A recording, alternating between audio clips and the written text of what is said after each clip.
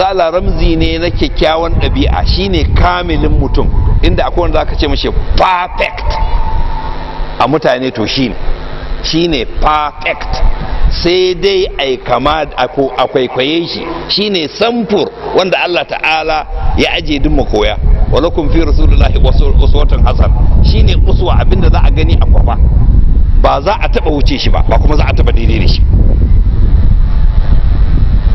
shine abin kwafan mutum da ɗabi'ansa da kyawawa, da shine ya galaba.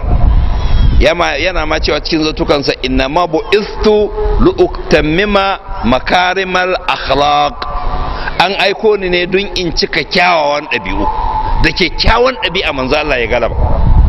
amma yanzu kaga yadda ake kokari a nuna cewa wai addinin nan fada ne ake fada dawa, in ma ana fadan na hankali ake, ga hujjanka ga hujja.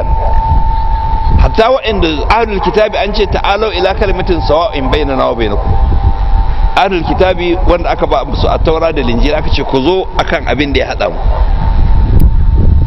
hatta mushrikan larabawa an ce da su wa inna au iyyakum la ala hudan aw fi dalalin mubin, ko mu ko ku ɗayan mu na cikin shari'a ko ɗaya na cikin bata, amma tun da yake ba zai zama in mu abin da muke cewa da abin da ke cewa duka ba za su zama daidai ba.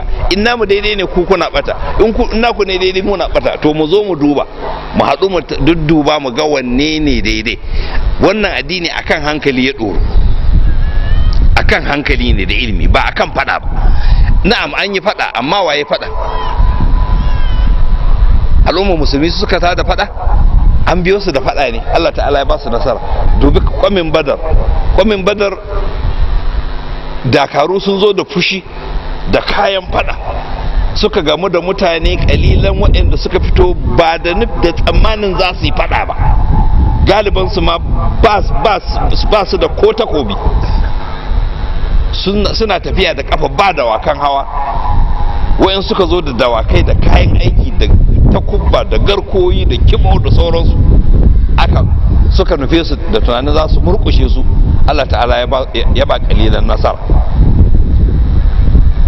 kun ga wayannan su a tsammanin su ne za su murkushe addinin nan da karfin tsiya, to har yanzu tunanin makiya shine su za su imani ne da karfin tsiya, saboda ko ba komai sun san in aka zo babin hankali to mu ne za mu yi galaba.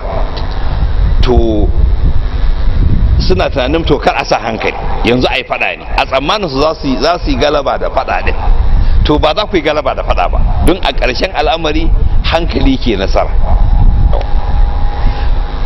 wannan ko kun so, wannan manzo sallallahu alaihi wa alihi yana nan a samfur wanda ake kwafa, yana nan kuma da awansa na nan daram, kuma da awansa a bisa yadda take bisa ɗabi'anta ƙwara ɗaya ce, ba ta rarraba ba. addinin musulunci ba addinin musulunci iri ba ne, addinin musulunci iri ɗaya ne rak. duk yadda aka kai ga ƙoƙarin a raba al'umma, a haɗa su faɗa da juna, addini ba zai rabu ba. saboda mene? Allah ta'ala ya saukar da littafi yana nan kwara ɗaya kuma ya alƙawarin kare shi, baka isa ka canza shi ba, ba za ka ƙara ba za ka rage ba, kuma baka isa ka murguɗa ma mutane shasiyan annabi ka ce yau rana tsaka annabi yana nufin wani abu ne daban da shi, ko ka canza shi addinin, amma kana iya duk abin da za ka yi. ba na san muhawara ba za su daina ba, makiya dama ba muna tsammanin su sallama mana bane, ba kuma muna tsammanin za su ce gaskiyan ku ne da addini sahihi ba, ko kuma ku zo su ce mana gaskiyan ku ne ba mutum kaman manzon ku ba mu tsammanin haka nan daga wajen su. mun san ko sun san haka nan kiyayyen su zai sa su yi duk abin da za su yi domin su ga sun rusa wannan al'amari. to mu ba wannan ne ya kamata ya dame mu ba, ya kamata mu al'ummar musulmi ne ya zama mun kokari yan iyawan mu mun rayar da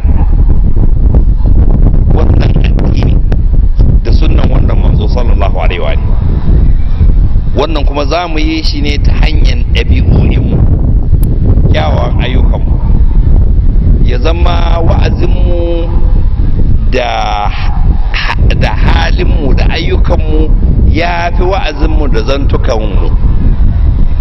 imamu ja'far sadiq alaihi salam yana cewa kunu zainan lana wala takunu shaynan lana, ku zama kawa gare mu, ado gare mu, kar ku zama abin kunya gare mu.